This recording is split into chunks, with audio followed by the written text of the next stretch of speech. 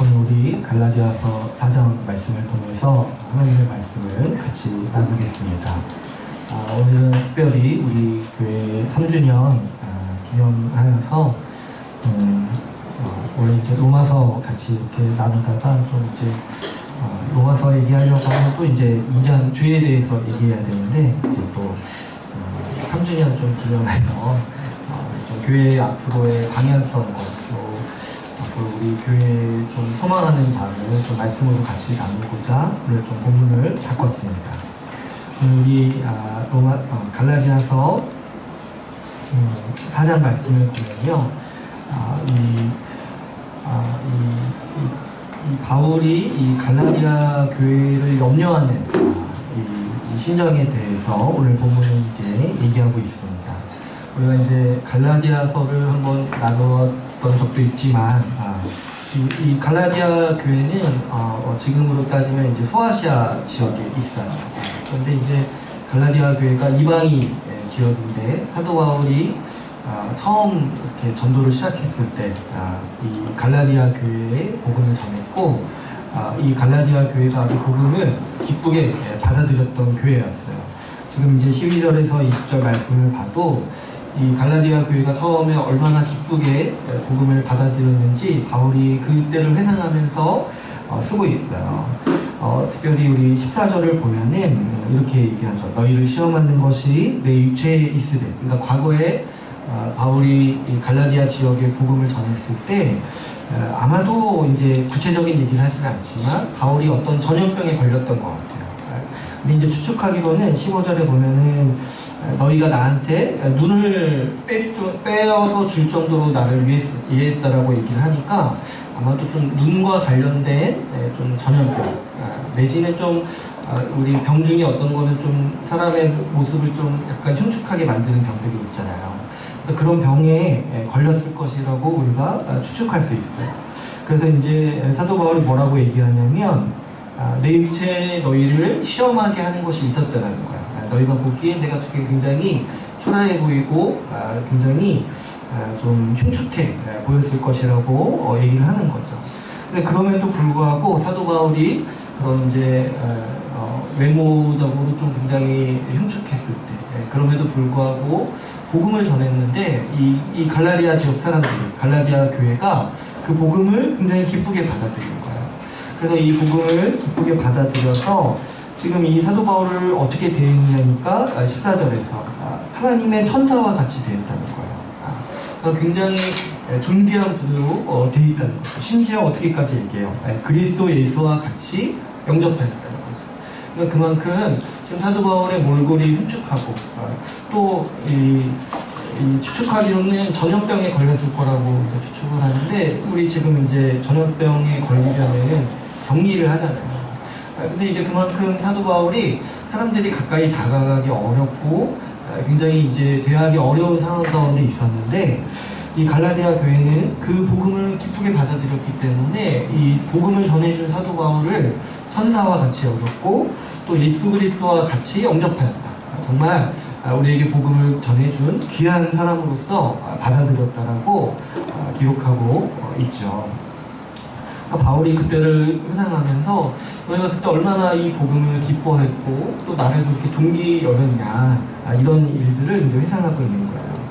근데 우리가 갈라디아서 이 배경을 보면은 이제 아시다시피 바울이 갈라디아서를 쓸 때 갈라디아 교회를 굉장히 염려하면서 썼어요. 왜 그러냐니까 우리가 1장을 한번 보시면 1장 6절에 이런 얘기를 해요. 1장 6절에 우리 같이 한번 읽어볼까요? 갈라디아서 1장 6절 같이 읽어보겠습니다. 시작. 그때로 너희를 부르신 이를 이같이 속이거나 다른 복음을 따르는 것을 내가 이상하게 여기노라. 그러니까 처음에 정말 사도 바울을 귀하게 여기고 정말 존귀하게 영접했었는데 그만큼 복음을 기쁘게 받아들였는데, 지금 이제 갈라디아 교회의 상황이 어때요? 복음을 속히 떠났다는 거예요. 그냥 떠난 것도 아니고 정말 그런 적이 있었나 싶을 정도로 속히 떠나서 지금 다른 복음을 따르고 있는 상황이라는 거죠. 그래서 우리가 이제 갈라디아서를 쭉 읽다 보면 이제 오늘 본문에서도 나오지만 갈라디아 교회에 이제 몇몇 거짓 교사들이 들어온 거예요. 그래서 복음을 왜곡시키고 와서 어떤 주장을 했냐면 예수 믿어서 구원받는 것도 맞는데 그뿐만 아니라 할례를 받아야 된다고 주장했어요. 예수도 믿고 할례도 받아야지 하나님의 백성으로 인정받는다. 이런 식의 가르침, 아주 이제 복음을 미묘하게 교묘하게 왜곡한 다른 복음을 전했다는 거죠. 근데 이제 갈라디아 교회가 그거를 분별하지 못하고 무분별하게 받아들여서 자기가 예수를 믿었는데도 할례를 받는 거야. 그래서 이제 사도 바울이 거기에 대해서 아주 이제 염려하고 또 한편으로는 분노하면서 이 갈라디아서를 지금은 쓰고 있습니다. 이 거짓 교사들이 전했던 이 메시지 있잖아요. 이 예수 그리스도도 믿고 할례도 받아야지 구원받는다. 이게 이제 오늘날 우리가 보기에는 굉장히 어처구니 없는 어떤 가르침으로 들리지만 사실 이런 이제 논리는 이런 거예요. 우리가 평상시에 이렇게 우리가 예수 믿어서 구원받는 거를 부정하는 사람도 없어요. 근데 어떤 분들은 어떻게 생각하냐니까 구원은 믿음으로 받는데 하나님이 우리에게 복 주시는 거는 내가 하나님한테 좀 이쁜 짓을 해야 되고 좀 이렇게 내가 뭔가 선행을 해야 되고 공로를 쌓아야지 하나님이 나에게 벌하지 않으시고 복 주신다라고 생각하시는 분들이 있어요. 그런데 이런 생각들이 정확히 그 거짓 교사들이 전했던 가르침과 똑같은 거예요. 이 복음은 어떤 겁니까? 복음은 우리가 예수 그리스도를 믿을 때 하나님께서 하늘에 속한 모든 복을 이미 다 주셨다는 소식이에요. 예수 그리스도를 믿을 때 우리는 주님이 주시는 모든 복을 은혜로 받아요. 근데 이제 은혜로 받는다는 게 좀 쉬운 말로 하면 뭐냐면은 공짜로 받는다는 거예요. 우리가 한 것 없이 우리가 어떤 대가를 지불하지 않고 우리가 다 공짜로 하나님의 모든 복을 다 받아서 누린다는 거예요. 그런데 이제 다른 복음의 특성은 뭐냐니까 아니다. 주님은 공짜로 다 주시지 않는다라고 얘기하는 거야.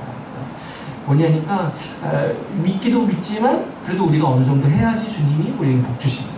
우리를 구원하신다. 이렇게 얘기하는 게 이 다른 복음의 아주 이제 파괴적인 속성이죠. 이렇게 얘기하는 순간 예수 그리스도의 십자가를 부정하게 됩니다. 예수 그리스도의 이 공로를 부족하다고 얘기하게 되는 거예요. 그래서 사도 바울은 이 갈라디아 교회가 지금 정말 이 예수 그리스도를 모욕하는 이 거짓 복음, 다른 복음을 떠나서 다시 복음으로 돌아오기를 간절히 바라면서 이 갈라디아서를 쓰고 있습니다. 이 바울이 전했던 복음이 오직 믿음의 복음이죠. 우리에게는요 믿음밖에 없는 거예요. 우리가 주님과 관계를 가지고 또 주님을 예배하고 또 주님이 주시는 모든 복을 받아서 누리는 이 모든 원동력은 우리의 믿음이라는 거죠. 왜 우리가 이 은혜로서 믿음으로써 모든 복을 다 누릴 수 있냐면 대가를 지불하신 분이 있기 때문에 예수 그리스도가 십자가에서 모든 대가를 다 지불하셨기 때문에 우리는 뭐예요? 우리는 하나님께서 주시는 모든 복을 공짜로 누립니다. 마치 정말 우리가 누군가 밥을 쏘면은 내가 그걸 무료로 먹잖아요. 그 사람이 충분한 돈을 지불했으면 내가 무료로 먹잖아요. 근데 만약에 그 사람이 돈을 한 반만 냈으면 어떡해? 내가 쏘겠다고 했는데 나중에 이제 나갈 때 식당 주인이 잡는 거예요. 왜 잡냐니까 반만 냈다는 거예요. 그럼 어떻게 해요? 내가 반을 내야 되잖아요. 우리가요 하나님께 복받기 위해서 이런 행위를 해야 됩니다.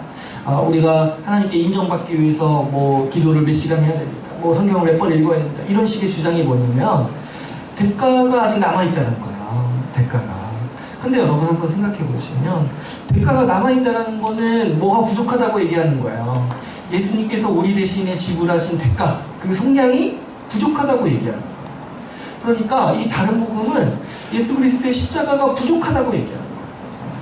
그래서 이 다른 복음의 속성, 우리가 이제 로마서를 통해서도 앞으로도 계속 나누겠지만 이 은혜의 복음을 부정하는 이 다른 복음은요 아주 심각한 문제가 뭐냐면 우리 예수 그리스도의 공로를 훼손해요. 그리스도가 부족하다라고 얘기하는 거죠. 그래서 이제 갈라디아 교회도 할례를 받아야 된다고 주장을 하니까 그럼 뭐예요? 예수 그리스도가 우리에게 덜 해주셨다는 거잖아요. 다 해주셔서 우리는 할례를 받지 않아도 되는데 예수 그리스도의 그 공로가 부족하기 때문에 우리는 할례를 받아야 된다. 이런 논리가 된다는 거죠.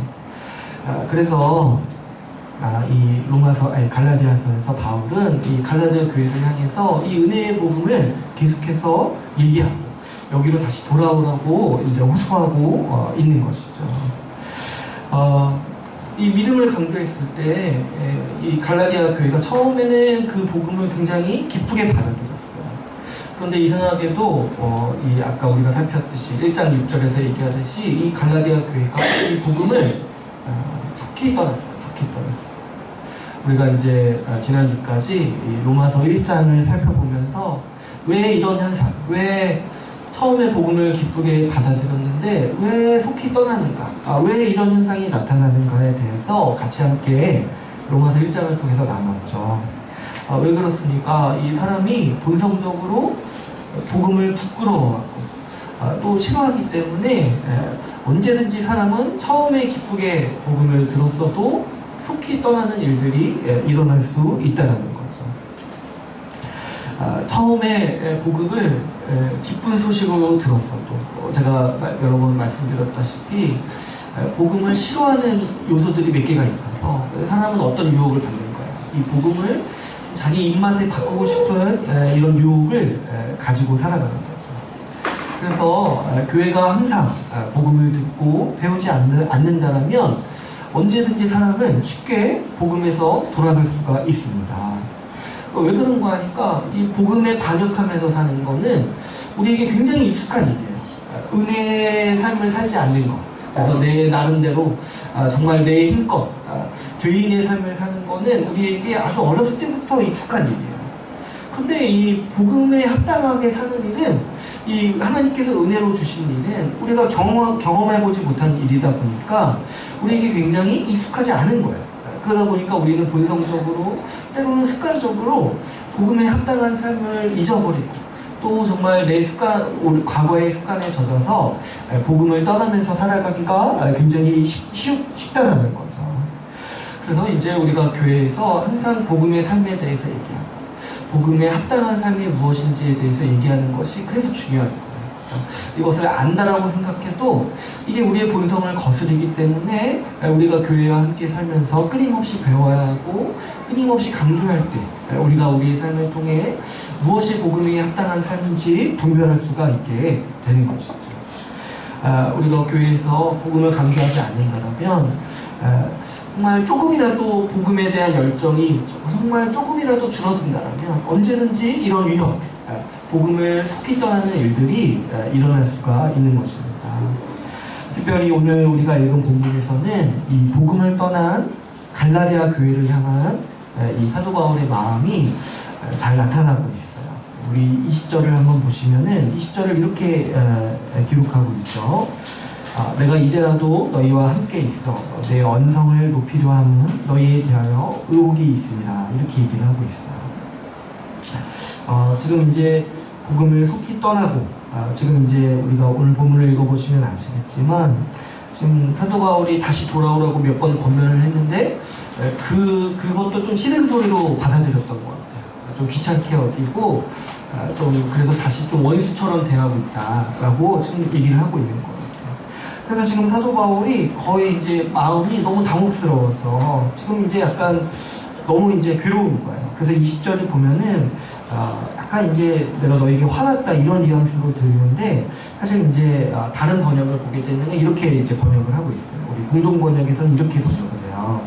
지금이라도 내가 여러분과 만나서 어조를 바꾸어서 이야기를 나눌 수 있다라면 얼마나 좋겠습니까?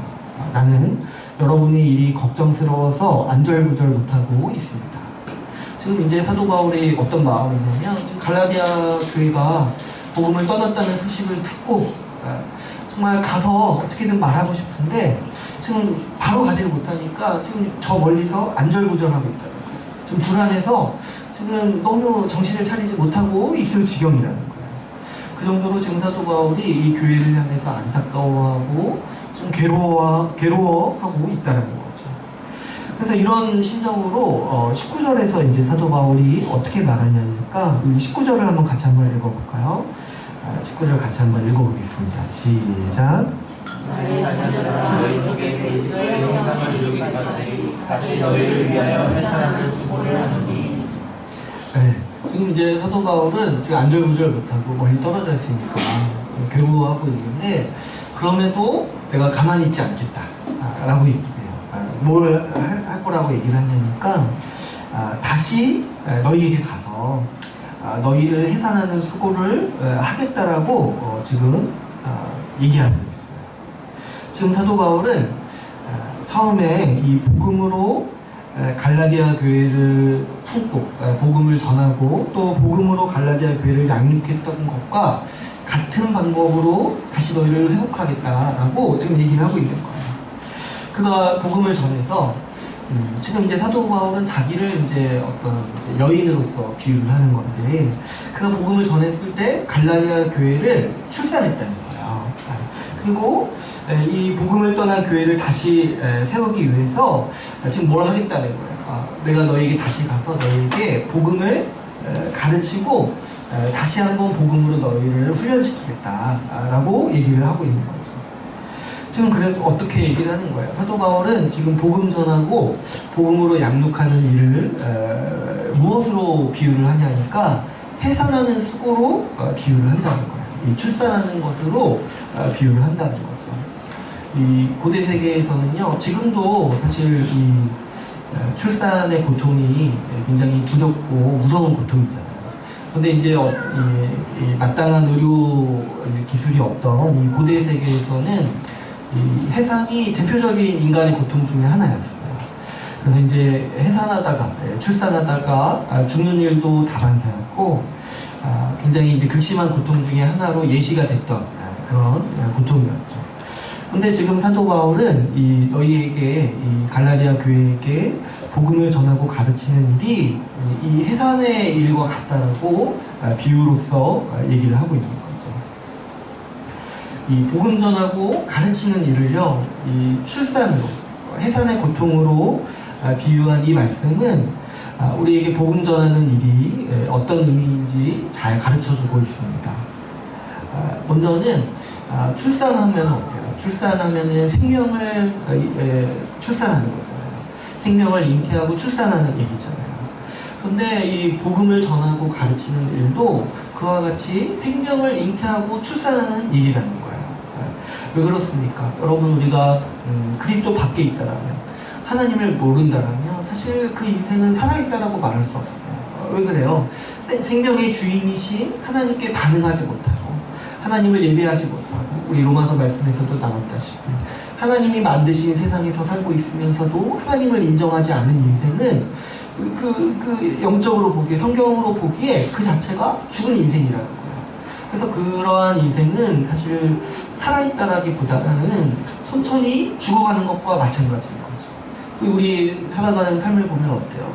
사실 사는 것과 죽는 것이 구별하기가 힘들죠. 천천히 우리는 죽어가고 있잖아요. 그래서 하나님을 모르는 인생은 죽었다. 성경에서 아예 죽었다라고 표현해요. 하나님의 말씀에 반응하지도 않고, 뭐 이렇게 죽은 사람의 특징이 뭐예요? 가만히 있는 거잖아요. 반응을 하지 않는 거잖아요. 하나님의 말씀에 반응하지 않고, 하나님의 말씀에 순종하지 않고, 하나님을 예배하지 않는 인생을 향해서 성경이 아예 죽었다라고 선언하는 거예요. 또 어떠합니까? 이 모든 사람에게 최후의 심판이 있어요. 언젠가 다 죽을 거예요. 오래 살아봤자 뭐 100년 못 살잖아요. 그러니까 사실 살아있다라고 말하기가 애매한 거예요. 하나님의 모든 심판 아래서 이 죄로 인해서 죽음을 맞이합니다. 그런데 복음은 어때요? 복음은 우리에게 하나님과의 관계를 열어주고 하나님과의 화목하게 해주죠. 복음을 듣고 믿었을 때 우리는 하나님을 향해서 살아있게 되죠. 그뿐만 아닙니다. 우리가 복음을 듣고 믿었을 때 하나님은 우리에게 영원한 생명을 주시죠. 그래서 우리는 죽음을 경험하지 않고 영원히 산다는 것이 우리가 믿는 바죠. 그래서 여러분, 복음을 전한다는 건 어떤 일입니까? 새 생명을 잉태하고 출산하는 일이라는 거예요. 우리가 여기에 대해서 아주 이제 명확한 인식이 있어야죠. 복음을 전하는 게 단순히 그냥 내가 좋은 거 너에게 추천한다 이런 일이 아니라 정말 새 생명을 잉태하고 새로운 삶을 전하는 일이라고 할 수가 있는 것이죠. 죽었던 자가 살아나는 일이라는 거예요. 복음. 이 복음에 그 능력이 있다는 거예요. 생명을 주고 아주 죽은 자를 살리는 그 능력이 이 복음에 담겨 있다는 거죠. 그래서 사도 바울은 이 복음 전하는 일을 출산하는 일, 해산으로서 비유를 하고 있습니다. 또 두 번째로 우리가 복음 전하는 일에서 생각해 볼 때, 여러분 이 출산이라는 거는 뭐예요? 출산이라는 거는 우리가 이제 가족을 출산하는 거죠. 그 어느 누구도 아기 낳고 나와 상관없는 자로 생각하지 않아요. 그죠? 내가 아기를 출산한다는 거는 우리의 아주 귀한 새 가족, 새로운 가족을 맞이한다는 거잖아요. 그래서 이 출산한다는 거는 가족을 번성시키고 가족을 만드는 이 과정이라는 거죠. 그런데요, 여러분, 이 복음 전하는 것도 마찬가지죠. 복음을 전하는 거는요, 우리 새로운 가족을 맞이하는 일이라는 거예요. 오늘날에는 뭐 이렇게 노방전도나 이렇게 그냥 뭐 복음 전하기 뭐 이렇게 노방전도나 뭐 이렇게 복음 전하고 어떤 이렇게 좀 뭔가 그냥 헤어진다고 생각하는 경향이 있어요. 복음 전하고 나는 그냥 그 사람과 더 이상 관계 맺지 않고 그냥 그 사람은 그 사람대로 살고 난 복음 전했으니까 내가 할 일을 다 했다 라고 생각하는 경향이 약간은 있는 것 같아요. 근데 사실 복음을 전했다는 건 뭐예요? 내가 그 사람과 새로운 가족이 되겠다라는 의미로서 내가 복음을 전하는 거예요. 그 사람의 복음을 믿고 받아들이면 그 사람과 나의 관계는 뭐가 되는 거예요? 가족이 된다는 거예요. 믿음으로써 새로운 가족을 만드는 방법이 뭐예요? 교회가 바로 이 복음을 전하는 일이라는 거죠. 지금 사도 바울도 어때요? 여러분 사도 바울이요 이 선교 사역을 했다고 해서 한 군데 복음 전하고 그냥 쿨하게 떠난 게 아니라는 거예요. 복음을 전한 그 교회와 아주 밀접한 관계를 가지면서 그 교회를 끊임없이 양육하고 그 교회를 끊임없이 돌보는 일을 사도 바울이 했다라는 거죠. 그래서 사도 바울이 선교한 게 단순히 복음 전하는 것이 아니라 복음을 전하고 또 그 교회가 믿음으로 성장할 수 있도록 양육했던 일까지가 사도 바울이 복음을 전했던 사역이라는 거죠. 마지막으로 세 번째로 이 복음을 전하는 일에 대해서 생각해 볼 때 여러분 우리가 이제 출산을 한번 생각해 보시면 어때요? 이 해산의 고통을 생각해 보시면 사실 이제 해산의 고통은 아기를 출산하는 것뿐만 아니라 이 아이를 양육하는 일까지 포함하는 일이라고 생각할 수가 있어요. 여러분 그 누구도요 아기를 출산한 다음에 그냥 냅두지 않아요. 아기를 출산하면 반드시 어떤 책임이 따라요. 그 정말 아무것도 못하는 갓난아기를 잘 양육하고 돌봐야 하는 책임이 따르죠. 만약에 어떤 사람이 출산해놓고 그냥 가요. 그럼 그건 뭐예요? 사실 이제 출산했다라고 말하기가 굉장히 어려운 거죠. 도덕적으로 비난받을 만한 일인 거잖아요. 그러니까 출산은 어떤 이제 책임이 따르냐니까 이 아기를 보호하고 양육해요. 그래서 이제 성인이 되기까지 양육해야 되는 책임이 따른다는 거예요. 여러분 복음 전하는 일도 마찬가지예요. 우리가 복음을 전했을 때 새 생명을 잉태하고 새로운 생명이 태어나는 거예요. 근데 그 상태로 됐다 이렇게 끝나는 게 아니에요. 왜냐면 복음을 처음 믿었다라면은 이 사람은 지금 어떤 상태가 갔냐면은 갓난아기와 같은 상태라는 거예요. 지금 뭐가 필요한 거예요? 이 사람을 끝까지 양육하고 정말 한 사람의 온전한 신자가 될 때까지 붙잡고 복음으로써 양육하는 일이 필요하다는 거죠. 지금 사도 바울도 19절에서 보면 어떻게 얘기를 합니까? 지금 사도 바울이 이 갈라디아 교회를 향해서 나의 자녀들이라고 얘기해요. 그러니까 갈라디아 교회의 복음 전한 일을 정말 출산으로서 생각을 하는 거예요. 내 자녀라는 거. 근데 어떻게 얘기를 하냐면 너희 속에 그리스도의 형상을 이루기까지 내가 너희를 위하여 다시 해산하는 수고를 한다는 거예요. 그러니까 지금 복음으로 이 갈라디아 교회를 낳았어요. 그런데 지금 뭐까지가 해산의 수고라는 거야? 너희 속에 그리스도의 형상을 이루기까지 너희가 예수 그리스도를 닮아가기까지 양육하고 성장하는 일이 해산의 수고라는 거야. 그게 복음을 전하는 일에 따르는 책임이라는 거죠. 그래서 우리가 복음 전하는 일에 이제 전도라는 개념을 다시 생각해요. 복음 전한다라는 거는 단순히 복음 전하고 끝나는 게 아니라 복음을 전한 후에 그 사람이 복음을 받아들였다면 복음으로 그 사람이 온전한 신자가 될 때까지, 그리고 더 나아가서 그리스도를 닮는 사람이 되기까지 옆에서 같이 붙잡고 양육하는 일이라고 우리가 볼 수가 있습니다. 복음으로 새 생명을 얻은 사람은 반드시 복음으로 양육과 보살핌을 받아야 합니다. 그리스도의 형상을 이루기까지, 바꿔 말해서 그리스도를 닮기까지 성장하지 않는다면 그 반대의 일이 일어나기가 쉬운 거야. 반대의 일. 이 갈라디아 교회처럼 오히려 복음을 속히 떠나는 일이 있을 수가 있다는 거죠. 지금 사도 바울은 이 복음 전하고 가르치는 이 모든 과정을 그래서 출산과 양육에 비유하고 있습니다.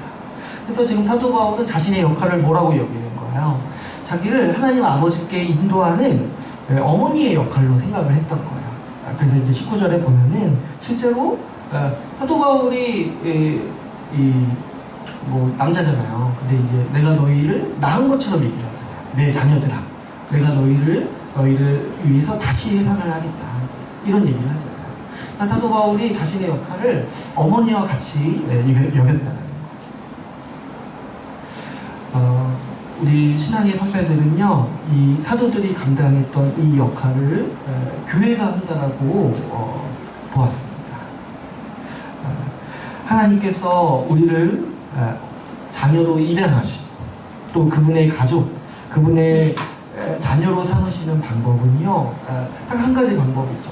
복음을 믿었을 때 하나님은 우리를 자녀 삼으시고 우리에게 그분의 아들로서, 그분의 자녀로서 모든 복락을 다 주시는 거예요. 근데 여러분, 우리가 곰곰이 생각해보면 누구도 자동적으로 신자가 되지 않아요. 또 누구도 어느 날 뭐 환상을 보고 어느 날 뭐 기적을 체험해서 신자가 되는 게 아니라는 거예요. 이 세상에 그 누구라 할지라도 반드시 복음을 듣고 복음을 이해하고 복음을 믿었을 때 신자가 되는 거예요. 그렇다면 여러분, 누가 복음을 듣겠어요? 신자가 되는 게 뭐냐니까 누군가는 우리에게 복음을 전해줘야 돼요. 누가 우리에게 복음을 전해주지 않는다면 우리가 자연 상태에서 신자가 된다는 것은 불가능하다는 거예요. 그리고 누군가는 복음을 전해줄 뿐만 아니라 누군가는 그 복음에 거할 수 있도록, 그 복음을 통해서 성장할 수 있도록 옆에서 계속해서 권면하고 복음으로 양육하는 일을 해야 된다는 거죠. 그런데 누가 그 일을 합니까? 교회가 바로 이 사명을 맡았다는 거예요. 교회는 복음을 전하고 가르칠 뿐만 아니라 신자가 복음에 따라 살아갈 수 있도록 권면하고 복음으로 양육하는 일을, 이 사명을 맡았습니다. 그러므로 여러분, 우리가 이제 분명히 알아야 될 게 뭐냐면 이 세상에 그 누구도 교회가 없이 신자가 될 수 없다는 거예요.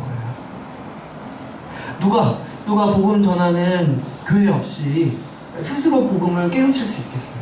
하나님은 그런 방식으로 우리에게 복음을 전하지 않으세요. 복음 전하는 자의 발이 아름답다라고 구약에서도 기록하고 있어요. 하나님은 반드시 사람과 사람을 통해서 이 복음이 전해지도록 하셨어요. 그래서 교회가 사람에게 가서 복음을 전해서 그 방식을 통해서 복음을 믿고 새 생명이 태어나는 거예요. 또 우리 가운데 이 생각이 있어야 되는데, 누구도 혼자서 살 수 없어요. 복음을 받아 듣고 믿은 사람이요, 자기 혼자서 신앙생활을 할 수 있다는 환상을 버려야 돼요. 이 갈라디아 교회도 속히 복음을 떠났는데 그냥 자기 혼자서 복음을 알았으니까 신앙생활을 할 수 있다라고 하는 이거였잖아요. 이거는 아주 오늘날에 유행하는 다른 복음과 같은 거라는 거죠. 아주 거짓된 진리라는 거예요. 여러분, 누구도 교회가 없다면 신자답게 살 수가 없습니다. 최근에 보니까 이 코로나 바이러스 때문에 교회가 많이 어려움을 겪고 있죠. 그래서 이제 큰 교회는 좀 이제 예배를 좀 같이 못 드리는 경우가 많다고요. 그래서 제가 처음은 아니지만 우리 교회가 크지 않다는 것에 대해서 안심하고 감사하다는 생각을 했는데, 근데 이제 제가 보니까 어떤 교회는 또 예배를 소중히 여기기 때문에 예배를 한다라고 이제 얘기를 했을 때, 그 인터넷상에서 많은 분들이 이제 비난하는 걸 볼 수 있어요. 근데 이제 그 비난하는 사람들을 제가 보니까 교회 다니는 사람들이 비난하는 거예요. 지금 공예배만 그게 중요하냐는 거예요. 집에서 그냥 예배 드리면 되지 않냐는 거예요. 근데 그 말 속에 뭐가 숨겨져 있냐면 마치 공예배는 하나의 옵션이고 신앙생활의 본질이 혼자서 그냥 잘 살아가는 것에 있다는 투로 얘기를 하는 거죠. 오늘날 사람들의 많은 사고방식 중에 하나가 뭐냐면 교회 없이도 신앙생활이 가능하다는 거예요. 하나님과의 나의 1대1 관계를 내가 충실하게 유지하고 정말 교회 없이도 내가 살아갈 수 있다. 내가 예배할 수 있다. 이런 생각들을 사람들이 하고 있다는 거죠. 근데 이제 그런 생각들을 하시는, 그런 말들, 그런 주장을 하시는 분들이 굉장히 또 진지한 분들이고 좋은 분들이 많아요. 그런데 이제 안타까운 것은 뭐냐면 성경은 어디에서도 개인 신앙생활이 가능하다는 얘기를 하지 않고 있다는 거죠. 성경은 교회를 떠나서 이 어머니, 신자들의 어머니 이 교회를 떠나서 신앙생활을 할 수 있다라고 얘기하지 않는다는 거예요. 오히려 여러분 갓난아기를 한번 생각해 보세요. 갓난아기가요 자연적으로 생기는 경우, 지난 시간 진화에 대해서 얘기했지만 무생물이 진화해서 갓난아기가 되는 경우는 없어요. 마찬가지로 교회가 복음을 전하지 않는다면 자연 상태에서 새 생명이 잉태되는 경우는 없다는 거죠. 또 갓난아기가요 그냥 부모를 떠나서 혼자서 사람이 되는 경우도 없어요. 갓난아기가 부모가 없다라면 정말 짐승처럼 크는 게 당연한 거죠. 마찬가지로 어떤 사람도 복음을 듣고 새 생명을 가졌을 때 그 옆에서 양육해주고 돌보아주는 공동체, 교회가 없다면 온전한 신자로서 자라나는 일은 불가능하다는 거예요. 그래서 하나님께서는 우리의 신앙생활을 이렇게 정하신 거예요. 하나님은 우리에게 새 생명을 주시고 자녀로 입양하실 때 우리를 혼자 살아가는 고아로서 우리를 부르신 게 아니라는 거죠. 하나님 그분께서 친히 아버지가 되시고 또 보살피고 양육할 어머니로서 교회를 우리 모든 신자들에게 주셨습니다. 그래서 우리 신앙의 선배들은 교회를 가리켜서 뭐라고 불렀냐면 신자들의 어머니라고 불렀어요. 제가 보니까 이 근처에 이렇게 이단 교회가 있어가지고 여기서 전도하는데 어머니 하나님을 믿으라고 이렇게 전도한다고 해요. 근데 여러분 그런 분들 만나면 이런 얘기를 해주세요. 우리 어머니는 교회인데요. 이런 얘기를 하면 교회가 우리 어머니입니다. 그럼 그분들도 이건 또 뭐 새로운 이렇게 이제 얘기를 하죠. 근데 사실 교회 전통이 뭐냐면은 교회를 우리의 어머니라고 여기면서 사는 게 우리 종교개혁자들부터 얘기해온 우리의 전통이라는 거예요. 그래서 이제 줄여서 교회를 뭐라고 부르냐면은 모교회로 부르요. 모교회. 모교회가 무슨 뜻이냐니까 이 한자로 이제 어머니를 모로 이렇게 줄여서 내 교회가 내 어머니다. 그래서 뜻으로 이 모교회라고 부른다는 거죠. 여러분 교회는 어머니와 같이 자녀를 잉태합니다. 우리 이 갈라디아서 말씀에 4장 27절을 한번 보시면 한 장만 한번 넘기셔서 4장 27절 한번 읽어볼까요? 4장 27절 한번 같이 한번 읽어보겠습니다. 시작. 이들과 인자하지 못한자여 즐거워하라. 사물을 모르는 자여 소리질러 외치라. 이는 홀로 사는 자의 자녀가 남편이 있는 자의 자녀보다 많으니라. 여기 보면은 홀로 사는 사람의 자녀가 남편이 있는 자의 자녀보다 많다라고 성경이 기록되었다라고 해요. 근데 이게 뭐를 위해서 기록되었냐니까 이 구약의 예언인데 교회를 위해서 기록되었다는 거예요. 교회가 이제 마치 사람들이 보기엔 뭐가 같냐니까 홀로 사는 사람의 자녀예요. 근데 지금 구약에서 이게 교회를 향해서 예언하는 아주 놀라운 게 뭐냐니까 그 홀로 사는 사람의 자녀가 이 남편 있는 사람의 자녀보다 많다는 거예요. 왜 그러냐니까 교회가 자녀를 잉태하는 방법이 뭐냐면 홀로 있어도 잉태할 수 있는데 무엇으로 자녀를 잉태하냐니까 복음을 전하고 복음을 받아들이게 하는 방식으로 자녀를 잉태한다는 거예요. 그래서 교회는 수많은 자녀들을 가질 수 있다는 거예요. 그래서 교회는 가족인데 어떤 가족이냐니까 혈연 관계로 맺어지는 가족이 아니라 복음을 믿는 그 믿음의 방식으로 맺어지는 가족이라는 거예요. 근데 그 가족을 보니까 우리가 혈연으로 잉태하는 것보다 더 많은 자녀들을 잉태하는 복을 받아서 누린다는 거죠. 그래서 이제 하나님께서 창세기에서도 너희가 생육하고 번성하라 말씀하셨고, 아브라함에게도 너희 자녀가 하늘의 별과 같이 바다의 모래알 같이 많아지리라고 하는 그 다산의 약속이요 교회에 있다는 거예요. 왜 그래요? 교회가 복음을 전했을 때 자녀를 잉태하고 가족을 만들 수가 있기 때문이죠. 그래서 여러분, 교회는 이 다산의 복을 받았어요. 우리가 이 가족을 양육하는 방법이, 가족을 만드는 방법이요 혈연의 이 방법이 아니라 이 복음을 믿는 방식으로 우리가 가족을 만든다는 사실을 우리는 이제 분명히 알고 살아가야 하는 거죠.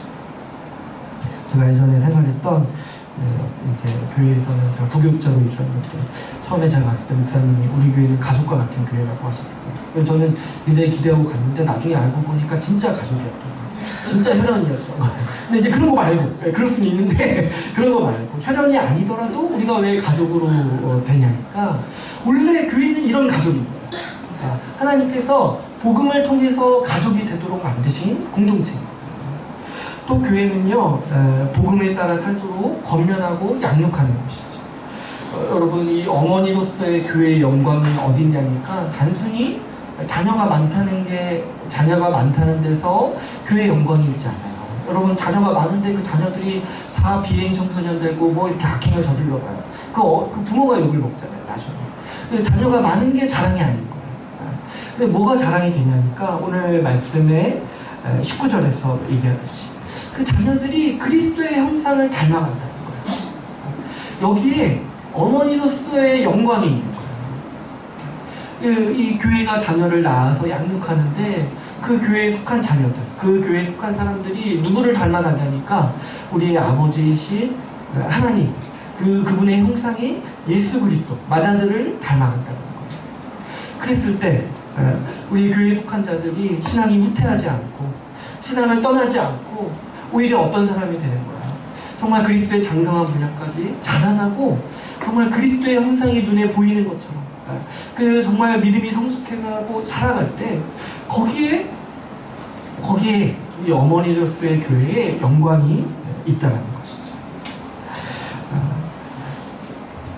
그렇다면 여러분, 어떻게 해야지 이 교회가 이 신자들의 어머니로서 잘 설 수가 있을까요? 우리가 이제 계속해서 나눴다시피 복음에 이 모든 능력이 다 있습니다.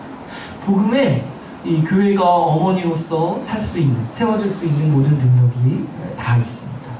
우리가 로마서 말씀을 통해서 나눴다시피 복음이야말로 신자를 잉태하는 능력입니다. 근데 그뿐만 아니라 복음이야말로 신자를 신자답게 하고 믿음으로써 살아가고 신자를 성장시키는 하나님의 능력이라는 거예요. 우리 로마서 1장 16절 17절 얘기했죠. 내가 복음을 부끄러워하지 아니하노니 이 복음은 모든 믿는 자에게 구원을 주시는 하나님의 능력이 되니라. 복음만이 신자를 잉태하는 하나님의 능력이라는 거예요. 복음에는 하나님의 의가 나타나서 믿음으로 믿음에 이르게 하나니 기록된 바 오직 의인은 믿음으로 말미암아 살리라 함과 같으니라. 오직 복음만이 신자를 신자답게 만들고 신자가 믿음으로써 살아가게 만드는 하나님의 능력이라는 거예요. 그러므로 이 복음을 간직한 교회, 복음을 가지고 있는 교회는 충분히 이 신자들의 어머니가 될 수 있는 자격이 있는 것이죠. 그뿐만이 아니죠. 또 반대로 말하면 어때요? 복음을 가지고 있는 교회는요, 반드시 신자를 잉태하고 양육해야 할 책임이 있습니다. 복음을 간직한 교회는 반드시 신자들의 어머니로서 세워져야 할 책임이 있다는 것이죠.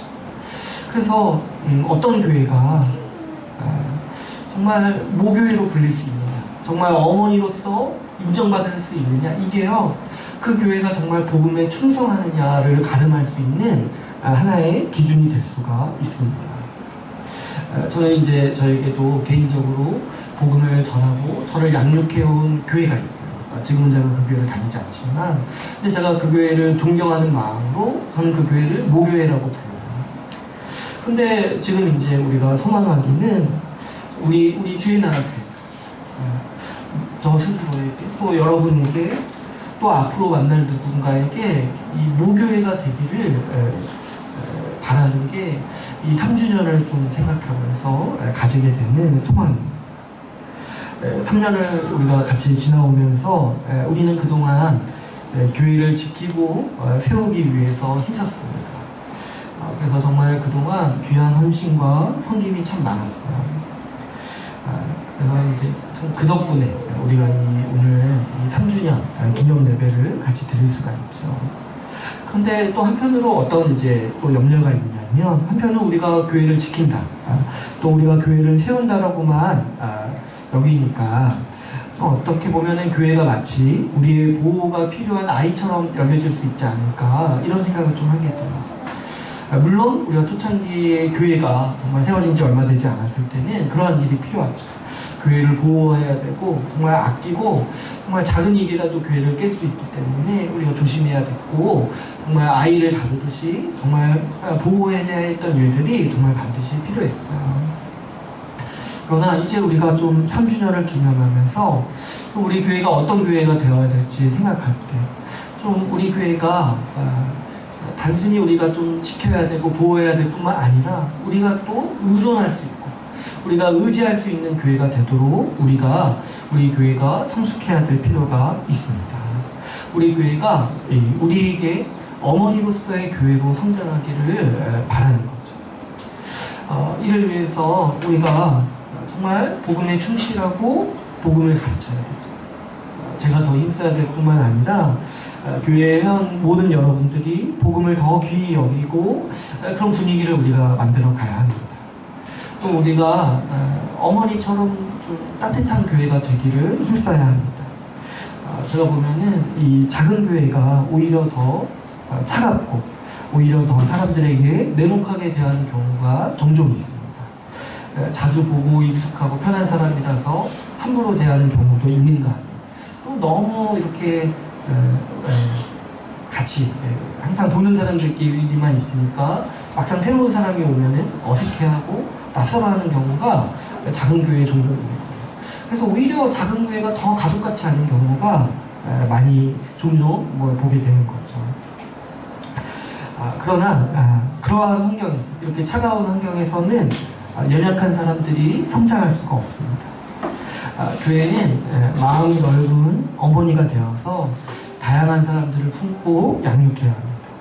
연약하다고 또 부족하다고 함부로 내치는 교회가 아니라 좀 품고 갈 수 있는 교회가 되어야 하는 것이죠. 이를 위해서 사람들을 환대하고 또 너그러운 시선으로 대해야 할 필요가 있습니다. 한 사람 한 사람이 복음으로 자랄 수 있도록 우리가 모두가 관심을 가지고 상대해야 합니다. 특별히 마지막으로 교회는요, 해산의 수고를 감당해야 합니다. 여러분, 복음 전하고 양육하는 일이 바울이 지금 해산의 수고로 비유를 했는데, 사람을 섬기고 이 돌보는 일이요, 출산과 양육처럼 고된 일이라는 사실을 우리가 분명히 알 수가 있죠. 우리가 사람을 섬기는 일이 고된 일이죠. 그 사람의 고집을 내가 인내해야 돼요. 또 연약함을 품어줘야 돼요. 또 그런가 하면 사람을 섬기기 위해서 내가 성장을 해야 돼요. 자기 자신의 고집을 꺾어야 돼요. 다른 사람에 맞춰줘야 되죠. 사도 바울도 유대인을 얻기 위해서 유대인과 같이 되고 이방인을 얻기 위해서 이방인과 같이 되었다고 했어요.